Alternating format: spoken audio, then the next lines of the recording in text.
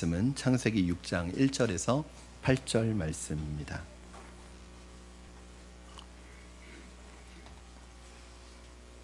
창세기 6장 1절에서 8절 말씀. 저와 여러분 한 절씩 교독하시고 마지막 8절 말씀은 합독해서 하나님 말씀 받겠습니다. 제가 먼저 봉독하겠습니다. 사람이 땅 위에 번성하기 시작할 때에 그들에게서 딸들이 나니 하나님의 아들들이 사람의 딸들의 아름다움을 보고 자기들이 좋아하는 모든 여자를 아내로 삼는지라. 여호와께서 이르시되 나의 영이 영원히 사람과 함께 하지 아니하리니 이는 그들이 육신이 됨이라. 그러나 그들의 날은 120년이 되리라 하시니라. 당시에 땅에는 네피림이 있었고 그 후에도 하나님의 아들들이 사람의 딸들에게로 들어와 자식을 낳았으니 그들은 용사라 고대 명성이 있는 사람들이었더라.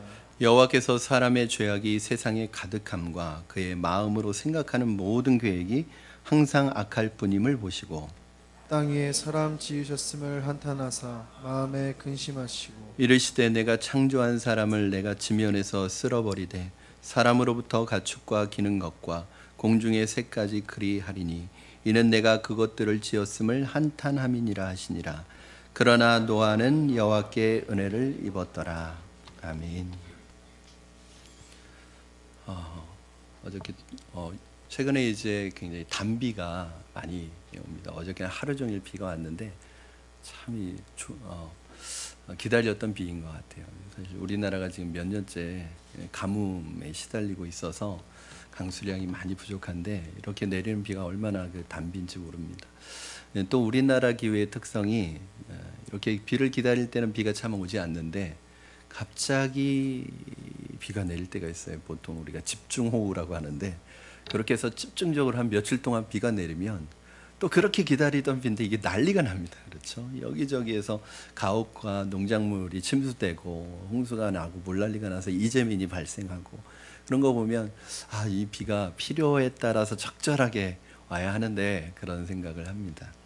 이렇게 비가 며칠만 계속 와도 엄청난 피해가 속출을 하는데 창세기 6장에 보면은 이제 7장부터 홍수가 시작을 됩니다. 이 노아의 홍수는 40일 동안 밤낮으로 쉬지 않고 비가 내렸어요. 노아 홍수 이전에는 비라는 것이 없었습니다. 비를 경험하지 못했습니다. 그러니까 노아 홍수 때 내렸던 이 비가 인류가 경험한 최초의 비죠. 그런데 이거는 우리가 생각하는 어저께처럼 이렇게 내렸던 그런 단비가 아니에요. 비가 아니라 물폭탄이라고 생각하시면 됩니다. 하나님께서 이 하늘의 창을 여셨다고 그렇게 성경 기록하고, 그러니까 지구를 둘러싸고 있었던 그 물들이 다 쏟아지고 또 땅이 열리면서 땅에서 물들이 솟아나기 시작하고 바다와 육지의 경계를 하나님께서 창조하실 때 정하셨어요. 그렇죠? 제가 이제 창세기 강해를 할 때 참 이상하잖아요. 바다의 육지를 하나님께서 나누실 때 무슨 거기에 물타리가 있는 것도 아닌데 바다 물이 그 경계를 넘어오지 않아요. 육지 경계를. 그렇죠? 왜냐하면 하나님께서 경계를 정하셔서 바다는 거기를 넘어오지 못하게 하셨다는 거예요. 그런데 이 홍수 때는 그 바다와 육지의 경계가 없어졌습니다. 그러니까 이 바닷물이 육지의 경계를 넘어서 들이쳤고 하늘에서는 물이 쏟아졌고 땅에서는 물이 터지고, 그러니까 사방팔방으로 지금 물이 쏟아진 거예요. 그러니까 홍수가 나는 거죠. 온 세상이 잠기게 되는 거예요. 그래서 우리가 한 가지 생각해야 될 것은 노아의 홍수 사건은 단순한 자연재해가 아니라, 자연 현상이 아니라 오히려 하나님께서 창조 시에 창조 질서로 세우셨던 자연 현상을, 자연의 질서를 무너뜨리셔서 인간들을 심판한 사건이라는 것을 우리에게 보여주고 있습니다. 노아의 홍수를 우리가 살펴봐야 되는 이유는 여전히 중요합니다. 노아의 홍수가. 왜냐하면 예수님께서 이런 말씀을 하셨어요. 노아의 홍수는 단순히 지나간 우리 인류 역사의 한 불행한 사건이 아니라 앞으로 주님이 오시는 마지막 심판 때에 일어날 때, 그 마지막 심판 때가 언제와 같냐면 노아의 때와 같다고 그랬어요. 즉 마지막 하나님의 심판이 있을 때는 노아의 때에 일어났던 그런 일들과 현상이 동일하게 반복되기 때문에 그 날이 언제일지는 모르지만 너희가 그러한 모습과 징조를 보고 경계하라는 것입니다. 그러므로 노아의 홍수는 심판의 모형이라는 것을 여러분 기억하시고, 노아의 때 일어났던 그 일들을 살펴보면서 노아의 시대를 거울 삼아서 우리 시대에 어떻게 우리가 살아갈 것인가에 대한 지혜를 얻는 시간이 되었으면 좋겠습니다.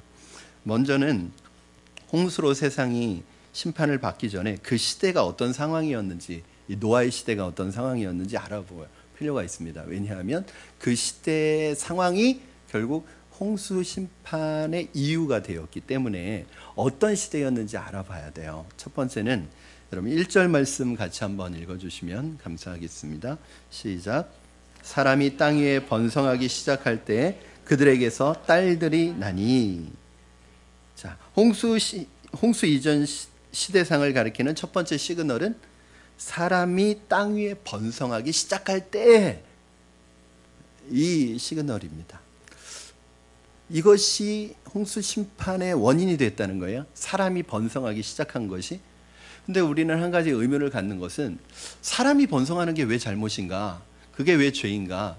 하나님께서 분명히 인간을 지으시고 아담과 하와를 지으시고 뭐라고 명령하셨냐면 생육하고 번성하여 땅에 충만하라고 명령까지 해주신, 하나님께서 명령해 주신 건데 왜 사람이 번성하는 것이 홍수 심판의 이유가 도화선이 될 수밖에 없었는가를 한번 생각해 보셔야 돼요.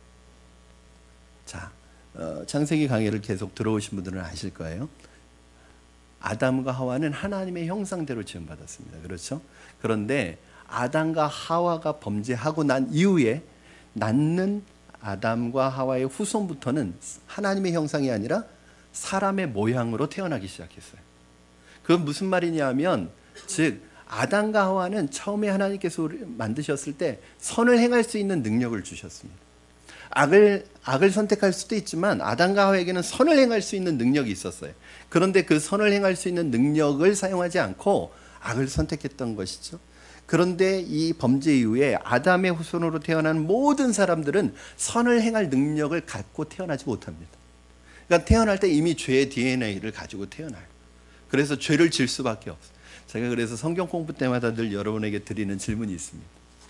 우리가 죄를 지어서 죄인입니까? 죄인이기 때문에 죄를 짓습니까? 그런 질문을 해요. 여러분, 우리가 죄인이기 때문에 죄를 짓는 건가요? 죄를 짓기 때문에 죄인인 건가요?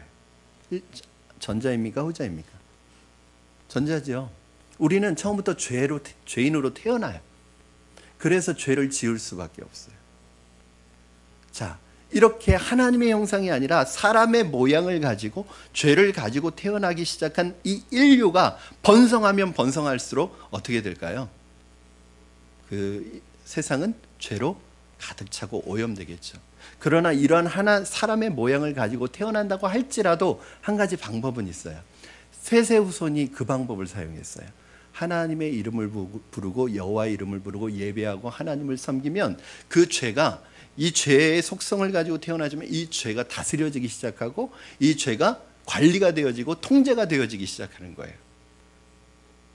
그런데 하나님을 떠나게 되면, 하나님을 떠난 사람은 하나님과 멀어지게 될 때 그 사람은 그 죄의 유전자가 그대로 발휘되어 세상적으로 살아갈 수밖에 없게 되고, 그 죄를 가지고 살아가고 하나님을 떠나서 살아가는 사람들이 이룩하는 모든 문명과 문화와 모든 것은 겉으로 보기에는 화려해 보일지 모르지만 항상 죄하고 관련이 있다는 거예요. 본문에서 그래서 사람이 땅 위에 번성할 때라는 말은 이렇게 바꿀 수 있어요. 사람의 모양으로 태어난 하나님을 떠난 사람들이 세상에 번성할 때, 그러니까 악한 사람들이 번성할 때, 악한 사람들이 늘어날 때, 이때 하나님의 심판의 도화선이 켜지게 되는 것입니다.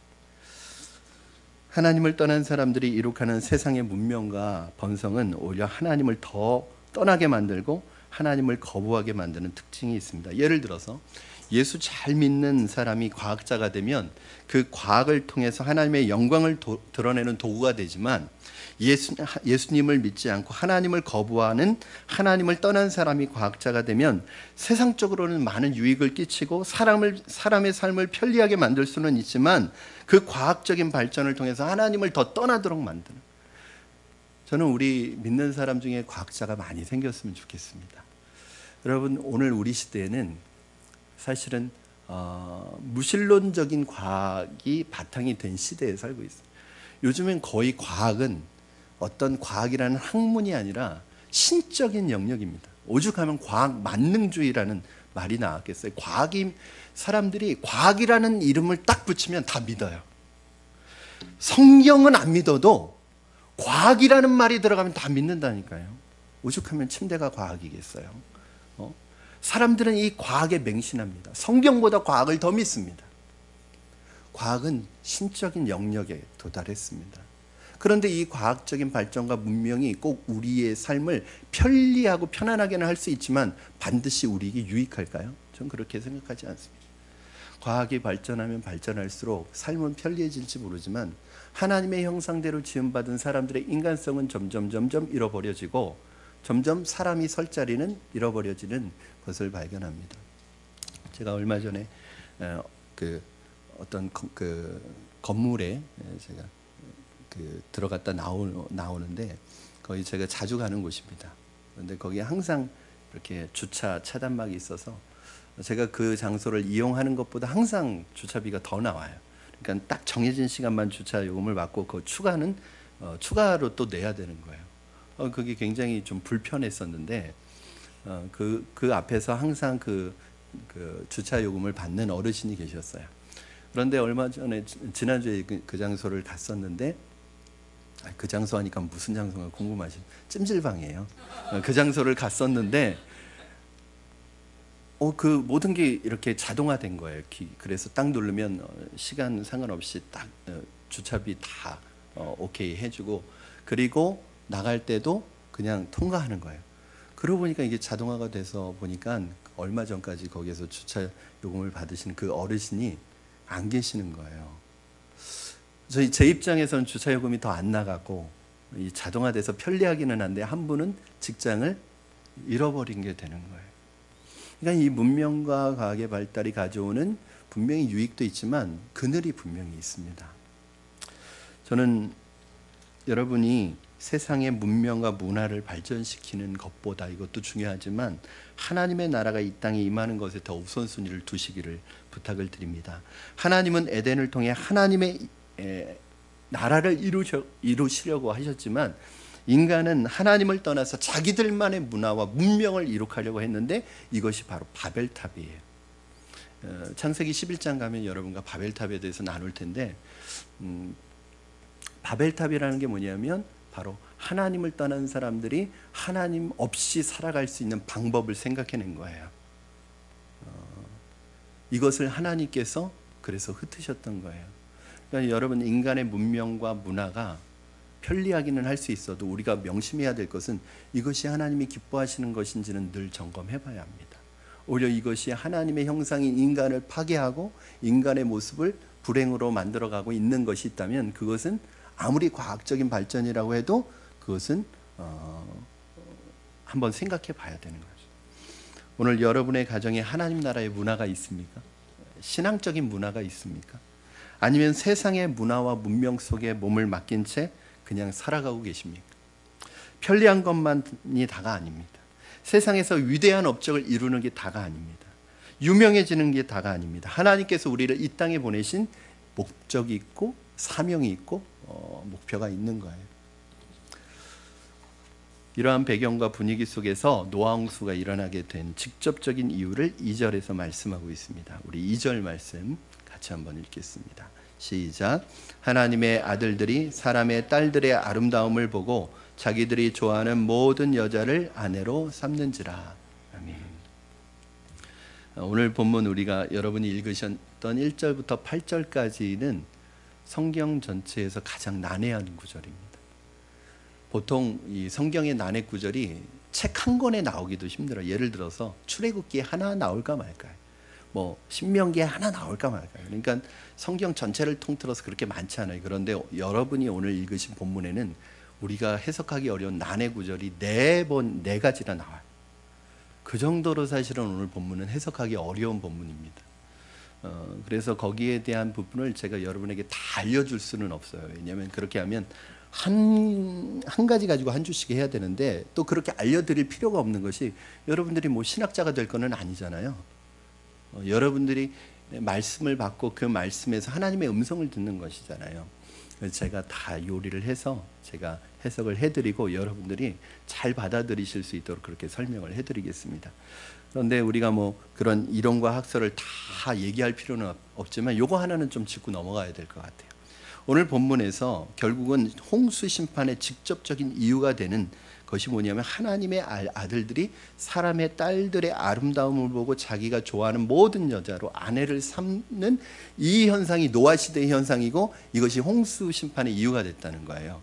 그럼 이게 뭔지는 알아야죠. 자, 하나님의 아들들이 누굽니까?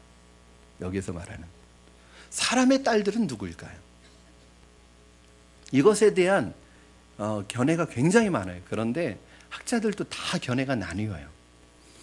그런데 가장 많은 견해를 가지고 있는 세 가지를 좀 얘기해드리면, 첫째의 견해, 여기서 말하는 하나님의 아들들은 천사다. 천사. 이 타락한 천사가 하나님의 규율을 어기고 이 지상에 내려와서 인간 여자와 결혼을 해서 아이를 낳았다. 이 얘기라는 거예요. 보통 천사를 하나님의 아들이라는 표현을 쓰기도 하거든요. 그러니까 그걸 가지고 여기에서 말하는 하나님의 아들은 천사고 사람의 딸들은 그냥 사람이라는, 인간이라는 거예요.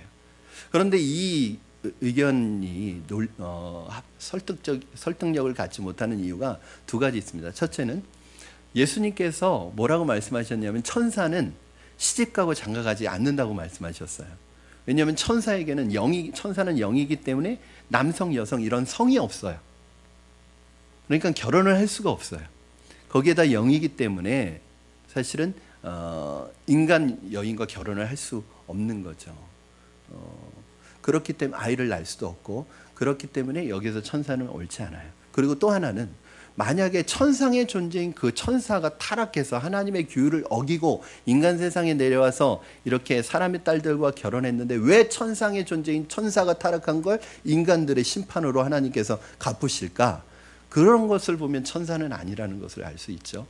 두 번째, 하나님의 아들들은 고대 근동의 독재적인 군주나 왕들이었을 것이다. 이런 의견이에요. 왜냐하면 성경에도 그렇고 고대 문서들을 보면은 왕들을 뭐라고 표현하냐면 신의 아들이라고 표현해요. 여기서는 하나님의 아들이었지만 신의 아들로 다 묘사를 해요. 그러니까 왕은 그렇게 특별한 존재로 불린단 말이에요. 그래서 여기가 독재적인 군주였다는 거예요. 왕들이었다는 거예요. 그래서 그 왕들이 무분별하게 여염집 여인들을 데려다가 자기 아내로 삼아서 이 하나님의 결혼 질서를 파괴했다는 거예요.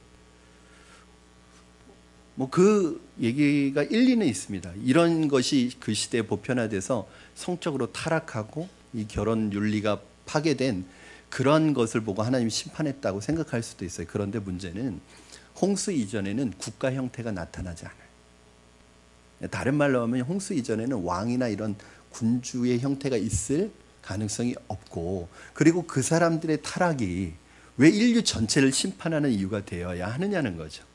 이것도 그래서 설득력이 좀 부족합니다. 그리고 마지막 세 번째 의견이에요. 그건 뭐냐면 여기서 하나님의 아들들은 여러분이 계속 창세기에서 봐왔던 것처럼 하나님께서 아벨과 가인 이후로 하나님을 섬기는 백성과 하나님을 떠나는 백성으로 나누어지기 시작했어요. 하나님을 섬기는 경건한 후손을 셋의 후손이라고 하고, 하나님을 떠난 후손을 가인의 후손, 가인의 후예라고 해요. 이렇게 나누어졌는데 여기에서 말하는 하나님의 아들들은 바로 그 경건한 후손인 셋의 후손을 얘기하는 것이고, 사람의 딸들로 묘사하고 있는 이 사람들은 누구냐 하면 가인의 후손을 가리키는 것이다. 즉 하나님을 섬기고 하나님을 예배하는 이 경건한 하나님의 백성들이 어느 순간부터 세상 사람들, 하나님을 떠난 사람, 하나님을 떠난 세상 사람들의 삶과 세상 사람들의 그런 삶을 동경하고 좋아하고 취해버려서 하나님을 떠나서 세상 사람들이 즐기는 죄를 즐기기 시작하면서 급속도로 이 지구는, 이 세상은 죄로 뒤덮였다. 그래서 하나님이 심판하셨다. 이 얘기를 하는 거예요. 여러분들이 생각할 때 첫 번째, 두 번째, 세 번째 중에서 어느 게 조금 설득력이 있습니까? 그럴 수밖에 없어요. 제가 설득력 있게 얘기했기 때문에 그럴 수밖에 없어요. 그런데 그 얘기가 사실은 우리 1장부터 계속 살펴봤던 것과 앞으로 뒤에 나오는 것과 자연스럽게 문맥상 연결이 됩니다. 저는 이 해석을 놓고 보았을 때 아주 놀라운 사실을 발견했어요. 그게 무엇이냐면 우리는 노아의 홍수가 이 세상 사람들의 죄로 말미암아 하나님이 물로 심판하셨다고 생각한 것이었잖아요. 그러나 그게 아니었어요. 노아의 홍수의 직접적인 이유는 세상 사람들의 죄가 아니라 하나님의 백성들의 타락과 죄가 심판의 직접적인 이유였다는 거예요. 여러분 생각해 보세요. 그 시대나 이 시대나 하나님을 떠난 사람들의 삶은 비슷해요.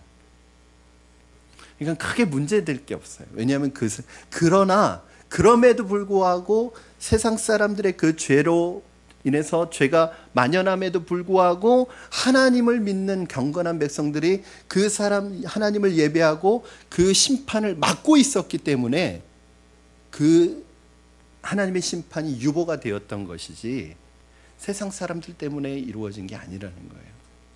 저는 오늘 본문을 보면서 참 깨닫는 게 많습니다. 오늘날로 말하면 성도와 교회의 타락이 바로 하나님의 심판의 결정적인 이유가 될 수 있다는 사실이에요. 그 시대를 보고 또 오늘 우리가 살아가는 이 시대를 볼 때 사람들을 보면서 여러분 세상을 보니까 말세네 말세. 여러분 세상 사람들을 보면 늘 말세였어요. 그때나 지금이나 세상 사람들의 삶의 양식은 하나님을 떠난 사람들의 삶의 양식은 비슷해요. 그러나 문제는 그 시대의 노아 시대의 하나님의 백성의 모습과 오늘 우리 시대의 하나님의 백성의 모습이 어떻겠냐는 거예요. 만약에 우리 이 시대를 살아가고 있는 우리 성도들의 모습이 노아 시대에 살았던 그 하나님의 백성들의 모습과 같다면 하나님의 심판이 우리에게 가까이 와 있을 수 있다는 것을 우리에게 보여줍니다. 경건한 후손이었던 셋의 후손에게 도대체 무슨 일이 일어난 것일까요? 하나님을 예배하고 섬기는 것을 기쁨으로 살고 하나님을 예배하는 것을 낙으로 살고 그렇게 하나님만 바라보고 살던 사람들이 어느 날 한눈을 팔기 시작했어요. 보니까 세상 사람들을 보니까 너무너무 재미있게 사는 거예요. 너무너무 세상에선 즐길 것도 많고 놀 것도 많고 할 것도 많고 하는 너무너무 재밌는 거예요. 하나님 없이 살아도 하나님 떠나서 살아도 저렇게 재밌게 즐겁게 살 수 있는데 나는 지금까지 뭐하고 산 거지? 그런 생각을 하기 시작했습니다. 세상 사람들은 노래를 만들고 춤을 추고 연주하고 그런 재미로 살고 세상에서 성공하여 권력과 힘을 맛보는 그런 재미 살고 공부나 학문의 심오함이 주는 성취감을 느끼는 그 성취감을 맛보는 것에 점점 하나님의 백성들이 빠지기 시작을 했어요. 특히 이성관계는 넘어서는 안 되는 선을 넘어버렸습니다. 여러분 성경적인 관점에서 아름다운 여인의 기준이 뭔지 아세요? 성경에서 말하는 잠언에서 얘기하고 성경 곳곳에서 얘기하는 성경의 아름다운 여인의 기준이 뭔지 아세요? 건강한 여인. 일부 예배 때 제가 이 말을 했더니 아멘 소리가 나오더라고요. 건강하고 지혜로운 여인이 성경에서 말하는 아름다운 여인이에요. 그런데 가인의 후예에서 말하는 아름다운 여인은 어떤 여인인지 아세요? 관능미가 있는 여인. 다른 말로 하면 섹시한 여인. 여러분 성경적인 관점의 아름다움은 그것을 만드는데 오랜 시간이 걸리고 노력이 필요하지만 세상적인 아름다움은 살을 빼고 비치는 옷을 입고 짧은 옷을 입고 성형수술하면 얼마든지 미인으로 바꿀 수 있는 그런 아름다움입니다. 하나님께 예배만 드리고 하나님만 바라보고 살아온 하나님의 백성들이 세상으로 눈을 돌리기 시작하니까 가장 먼저 들어온 것이 바로 이성이었어요. 세상 사람들은 남자나 여자나 세상의 이 남자나 여자를 보면 얼마나 날씬한지 모릅니다. 다 얼굴이 얼짱해요. 다 몸짱해요. 그리고 또 옷을 다 그렇게 비치게 입고 짧게 입고 그래요. 요즘엔 남자들도 다 얇은 옷을 입습니다. 왜냐하면 근육이 드러나야 되니까. 죄송합니다, 우리 간사님. 네, 우리 간사님이 또 헬스 트레이너시잖아요. 그러니까 이 뭔가 자랑할 게 있으면 좀 얇게 입잖아요, 그렇죠? 그래서 드러나게 만들잖아요. 그럼 세상의 그 남자와 여자를 보면 너무 매력적인 거예요, 세상적으로. 그런데 교회에 있는 남자와 여자를 보면 별로 매력적이지가 않아요. 왜 그러냐면 늘 기도하고 성경 공부하고 눈물 흘리고 회개하고 하니까 얼굴이 눈이 늘 부어 있고 눈에 뭔가 늘 하나님 앞에서 회개한 그런 모습 때문에 늘 뭔가 세상에 그런 화장할 시간이 없는 거예요. 화장하면 또 지워지고 또 지워지고. 교회 안에 있는 남자들 보면 참 어떻게 보면 좀 세상적인 관점으로 보면 진짜 그렇다는 게 아니에요. 좀 답답해 보이고 좀 쪼다 같아 보이고 그런 거예요. 그러니까 이 믿는 사람들이 교회 안에 있는 사람의 그 믿음의 모습이 아름답게 보이는 게 아니라 이 세상의 매력적인 사람들이 더 마음에 들어오기 시작합니다. 그리고 믿음과 신앙의 결정이 아니라 하나님의 떠난 결정을 하게 됩니다. 그리고 그렇게 하나님을 떠나가기 시작합니다. 하나님의 사람들이 매일 하는 것은 예배드리고 성경 공부하고 기도하고 세상적으로 볼 때 얼마나 지루하고 따분한 일입니까? 그런데 이렇게 살았던 사람들이 세상을 들여다보니까 별의별 것이 다 있는 거예요. 배울 것도 많고 할 일도 많고 갈 데도 많고 놀 것도 많은 거예요. 그러면서 내가 왜 이 좋은 걸 여태껏 모르고 살았나 이런 자신을 신세한탄을 하면서 세상의 재미에 빠지기 시작했어요. 이것이 바로 노아 시대의 모습입니다. 여러분, 교회에 많은 분들이 나오지만 믿음을 가지고 내가 크리스찬이라는 그런 타이틀을 가지고 살지만 언제나 교회보다는 세상에 관심이 더 많고 세상에서 즐기고 세상에서 놀고 세상에서 누리고 세상에서 배우고 세상에 관심이 훨씬 많은 사람들이 오늘날 우리 한국교회에 얼마나 많이 있습니까? 경건한 사람들은 어떻게 해야 합니까? 하나님을 떠나면 안 됩니다. 하나님 앞에서 참된 신앙을 지키는 것이 생명입니다. 하나님을 떠나지 않는 것이 직장보다 훨씬 중요합니다. 공부보다 훨씬 중요합니다. 하나님 떠나지 않는 것이 결혼보다 훨씬 중요합니다. 왜냐하면 우리는 하나님을 떠나서는 아무것도 할 수 없는 사람이 되어버렸어요. 세상 사람들은 하나님을 떠나서도 자신의 능력으로 살아갈 수 있다고 생각을 합니다. 그러나 하나님을 믿는 우리는 하나님을 떠나서 할 수 있는 게 아무것도 없어요. 우리 요한복음 15장 5절 말씀 같이 한번 읽겠습니다. 시작. 나는 포도나무요 너희는 가지라. 그가 내 안에 내가 그 안에 거하면 사람이 열매를 많이 맺나니 나를 떠나서는 너희가 아무것도 할 수 없음이라. 아멘. 여러분, 참된 신앙을 갖는다는 것은 참 좁은 길이에요. 우리가 믿음으로 이 세상을 살아간다는 것은 결코 쉽지 않습니다. 그러나 그 길이 사는 길이고 그 길이 생명의 길인 것을 우리는 늘 잊지 말아야 합니다.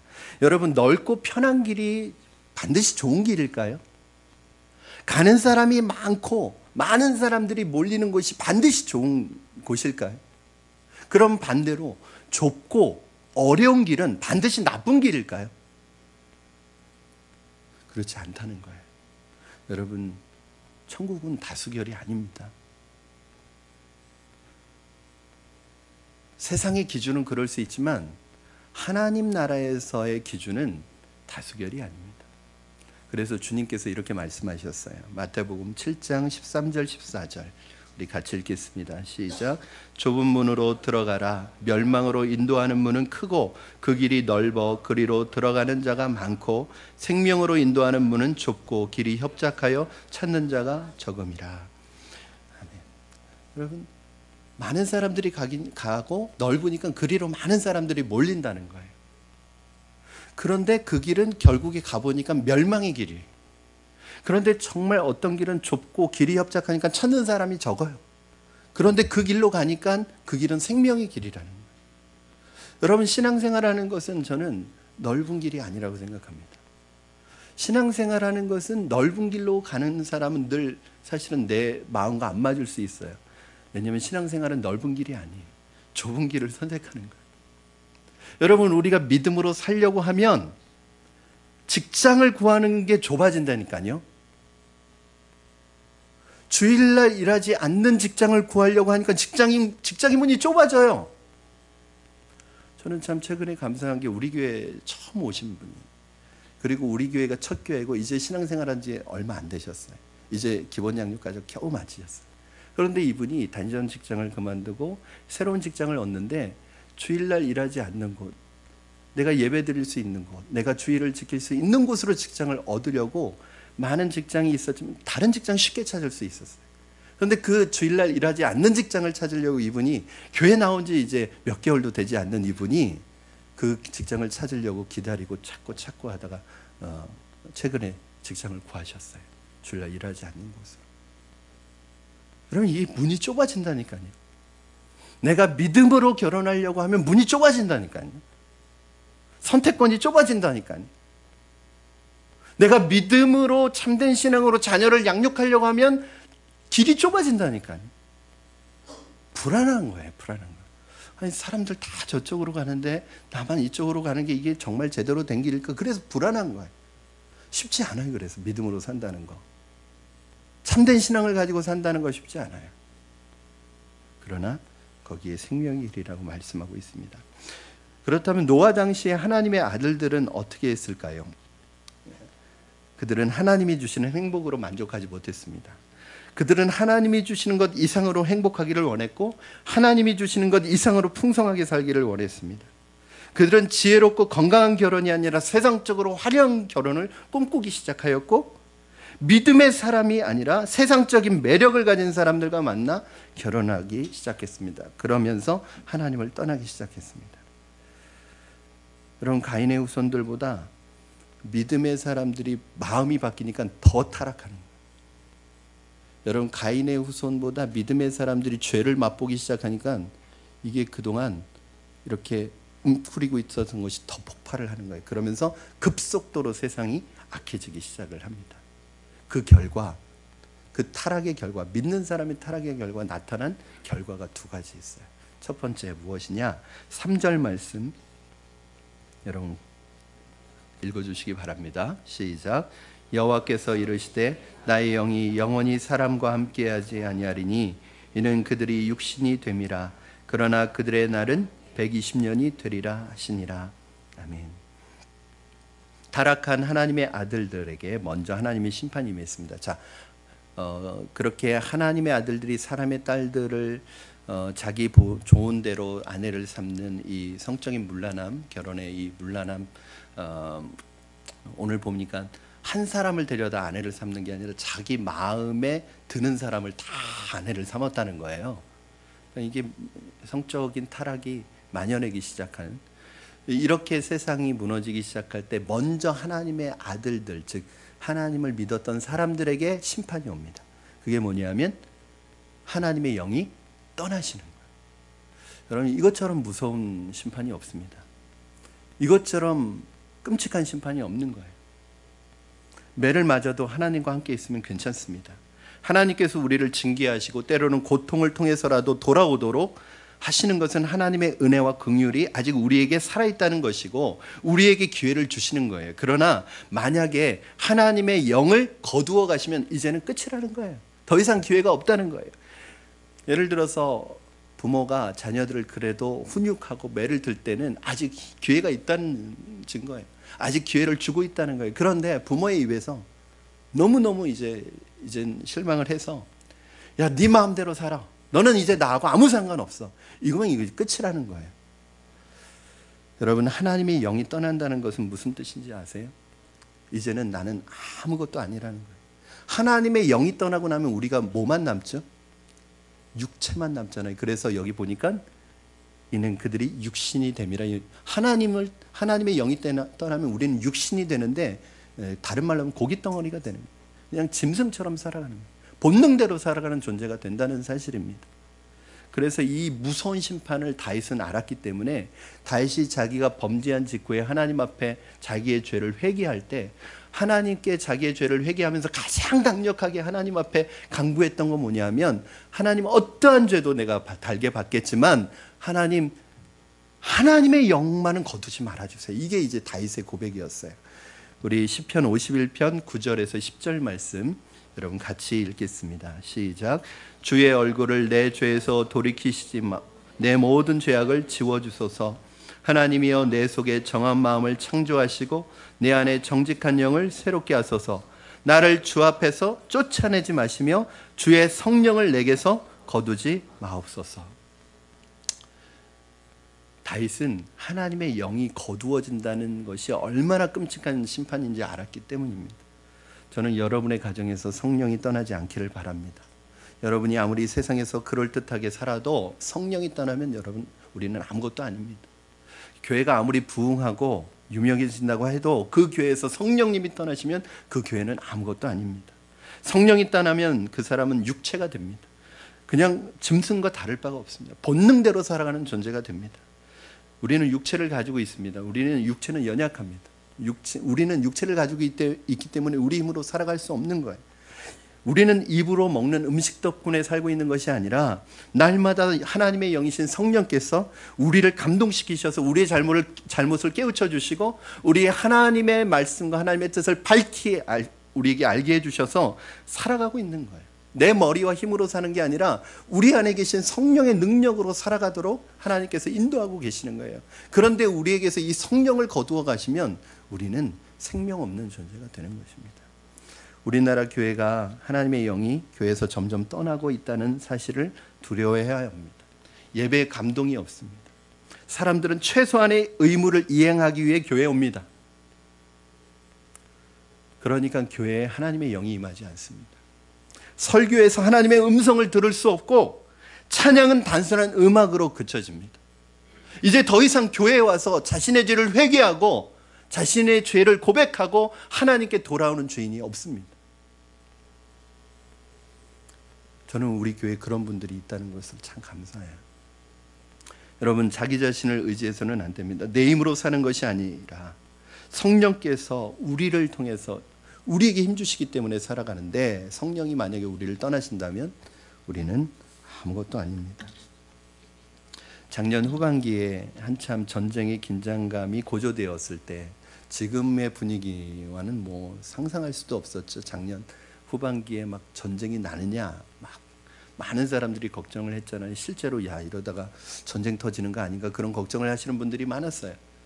그래서 실제로 어떤 분들은 막 미국으로 떠난 분들도 있고, 또 이상한 여전도사 하나가 나타나가지고 홍해선 전도사라는 이상한 여전도사가 나타나서 막 부흥회를 인도하고 다니면서 곧 한국에 전쟁이 터진다고 다 재산 정리해서 도망가라고 그렇게 얘기를 해가지고 그 말을 또 듣고 도망간 사람들이 많았다는 거예요. 그런데 진짜 전쟁이 일어나는 사인이 있대요. 뭔지 가르쳐 드릴까요? 참고하세요. 만약에 미국과 북한이 진짜 한반도에서 전쟁을 일으킬 때 나타나는 사인이 뭐냐 하면 미국에서 자국 국민들을 다 철수시킨다. 그러면 진짜 그 전쟁이 일어날 확률이 높은 거예요.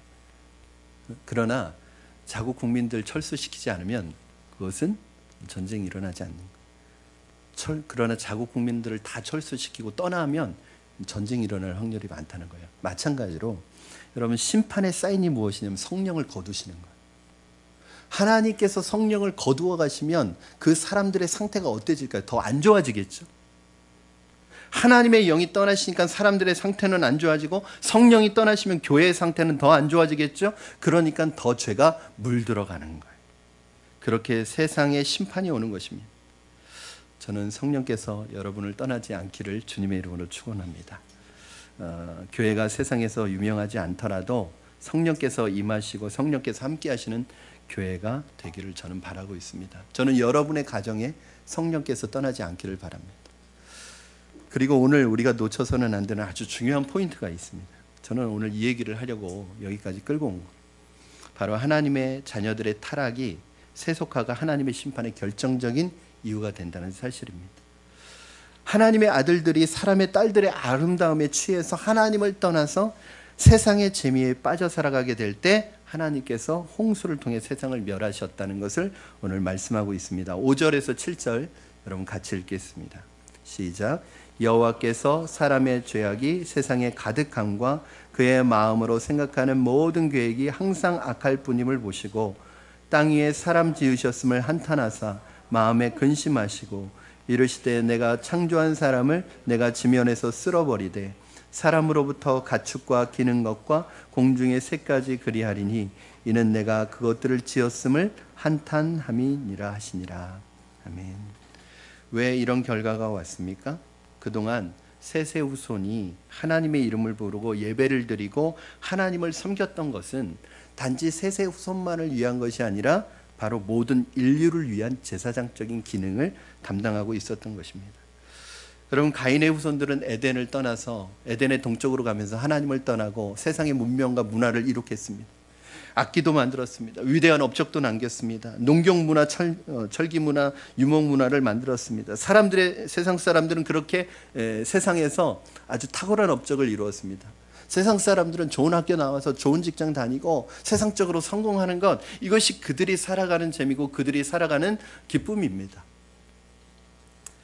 그것이 바로 가인의 후손들의 특징입니다. 그러나 하나님의 아들들은 다릅니다. 하나님의 아들들은 죄 가운데 태어났습니다. 즉 사람의 모양으로 태어났습니다. 그러나 하나님께로 나와 찬송 부르고 하나님을 예배하고 하나님의 이름을 부르기 시작했습니다. 그게 우리들입니다.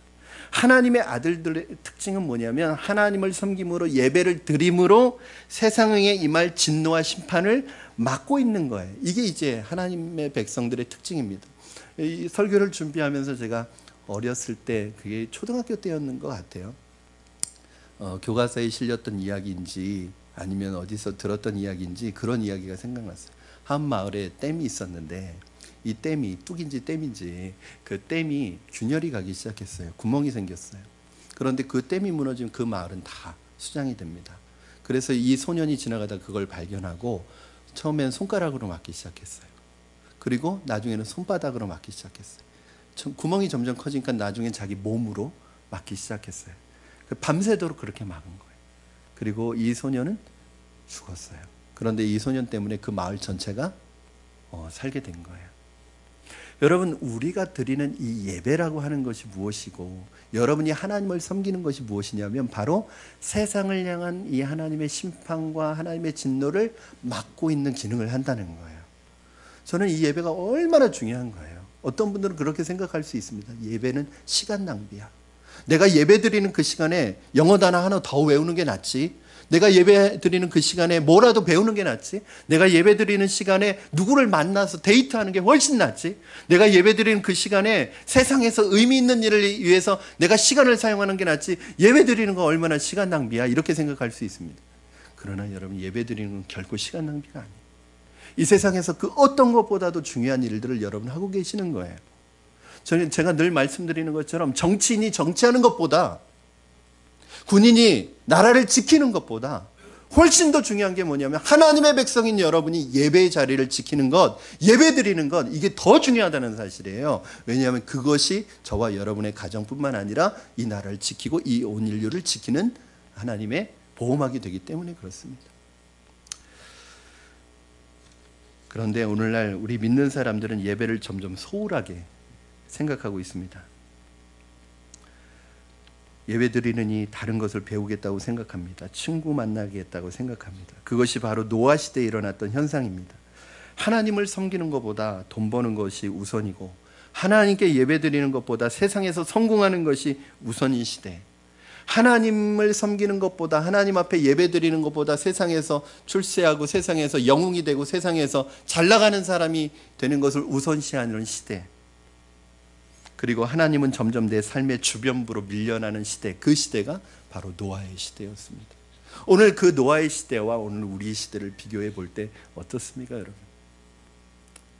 노아의 시대는 세속주의가 보편화되어서 심지어는 하나님의 백성들까지도 예배드리고 하나님을 경건하게 섬기는 것이 아니라 세상의 기쁨과 세상에서 누리는 그 즐거움에 취해서 살아가던 그 시대의 모습은 혹시 우리 시대에서는 없는지요? 그들은 모두 자신의 쾌락을 추구했고 예배를 드리는 이 시간을 나를 위해 더 건설적인 방향을 위해 사용하고자 했습니다. 하나님의 심판을 맡고 서 있던 사람들이 무너지기 시작하자 죄의 물결은 걷잡을 수 없이 밀려오기 시작했습니다. 하나님의 자녀들이 죄에 무너지자 세상은 금세 죄로 뒤덮이기 시작했습니다. 오늘 5절 말씀 여러분 보시면 이렇게 말씀하고 있습니다. 여호와께서 사람의 죄악이 세상에 가득 차기 시작했다는 거예요. 여러분, 하나님을 믿는 사람들은 이 세상의 마지막 보루입니다.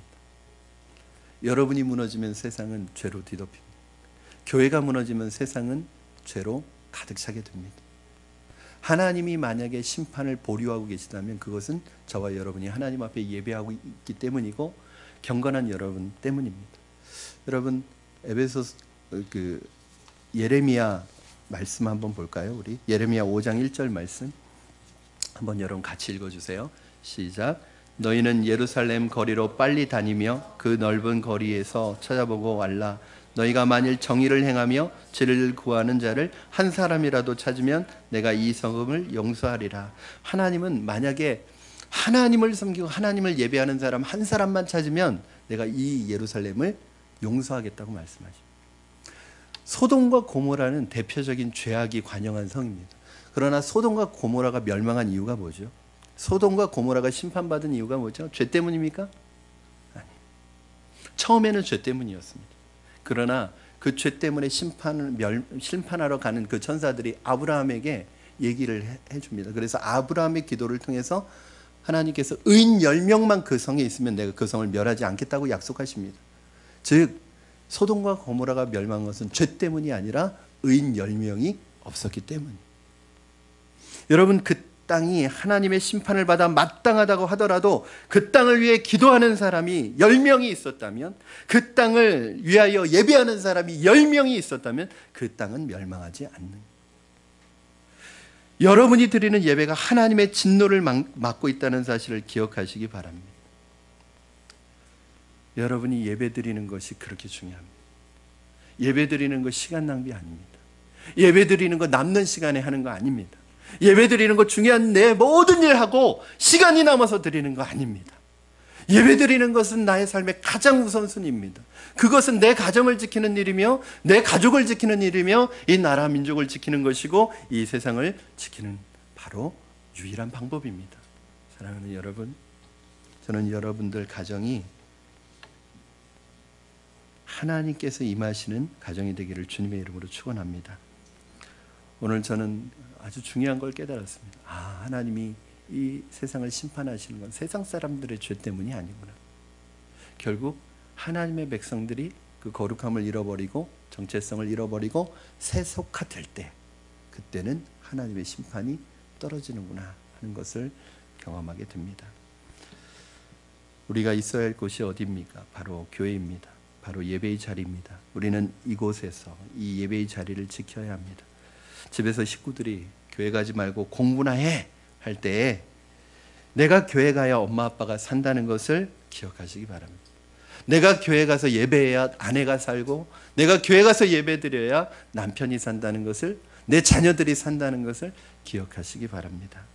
믿는 우리가 참된 제사장의 역할을 감당하는 것이 자신과 주위를 살리는 길임을 기억하시고, 노아의 시대를 방불케 하는 이 시대 속에서도 하나님이 찾으시는 참된 예배자로 살아가는 저와 여러분 되시기를 주님의 이름으로 축원합니다. 이 시간에 우리 함께 찬양하고 기도하겠습니다. 하나님, 내가 하나님 앞에 정말 예배자가 되기를 원합니다. 그 예배 속에서 하나님의 뜻을 깨닫고 하나님을 만나고 하나님의 임재를 경험하여 우리가 살아가는 삶의 현장 속에서 정말 경건한 하나님의 사람으로 살아갈 수 있게 하여 주시옵소서. 내가 서 있는 모든 곳이, 나의 삶의 모든 영역이 예배의 자리가 되게 하여 주시옵소서. 예배가 나의 삶의 우선순위가 되게 하여 주시옵소서. 이 마음으로 우리 함께 이 찬양 드리겠습니다.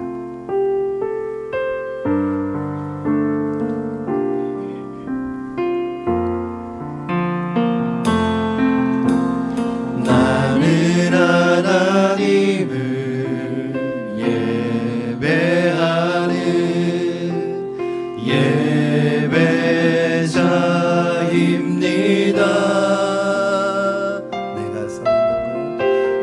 내가 서 있는 곳 어디서나 하나님을 예배합니다.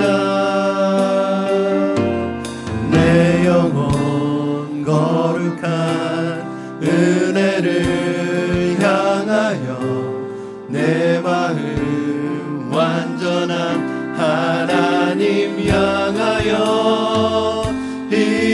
이곳에서 바로 이 시간 하나님을 예배합니다. 나는 하나님을 예배하는, 나는 하나님을 예배하는 예배자입니다.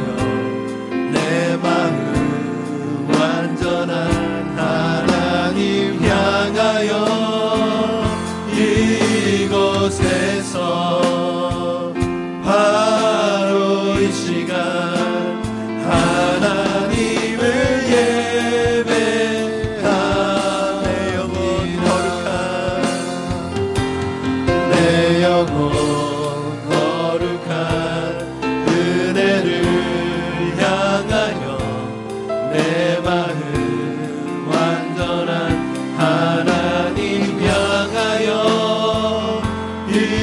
이곳에서 바로 이 시간 하나님을 예배합니다. 이 시간에 우리 같이 주신 말씀 붙들고 결단하며 기도하시겠습니다.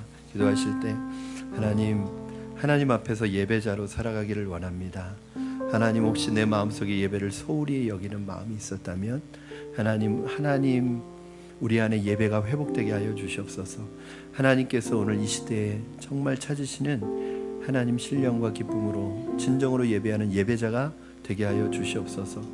또 한 가지 기도할 것은 하나님, 우리의 예배가 교회 안에만 머물러 있지 않게 하시고 우리가 살아가는 삶의 모든 영역이 예배의 자리가 되게 하시고 그곳에서 하는 모든 우리의 모습과 행동이 예배의 모습이 되게 하여 주시옵소서. 예배로 드려지게 하여 주시옵소서.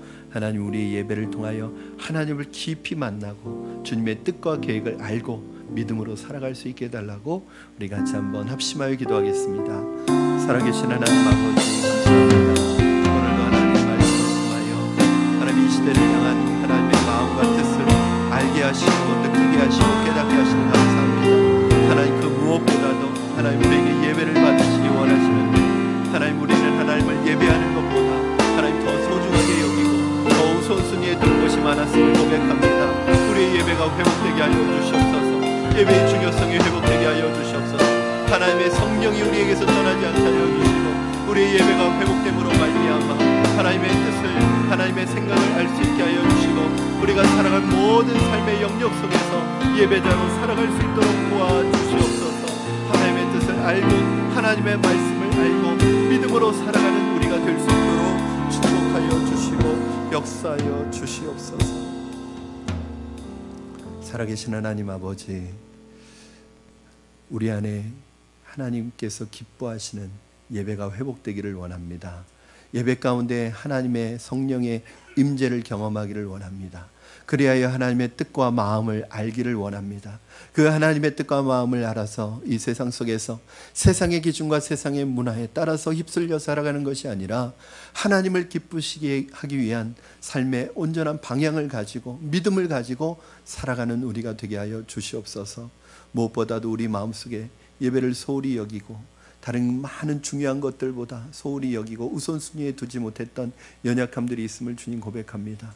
하나님께서 우리에게 예배를 받으시기 원하시고 그 예배가 우리의 삶의 중심이기를 원하신 그 하나님 앞에 우리의 예배가 회복되게 하여 주시옵소서. 우리의 삶의 모든 영역이, 가정이, 직장이, 하나님 우리가 살아가는 모든 영역 속에서 우리가 예배자의 자리에 있게 하시고 예배자로 드려지게 하시고 예배하는 삶이 이어질 수 있도록 축복하여 주시옵소서. 감사하며 예수님의 이름으로 기도드립니다. 아멘. 아멘.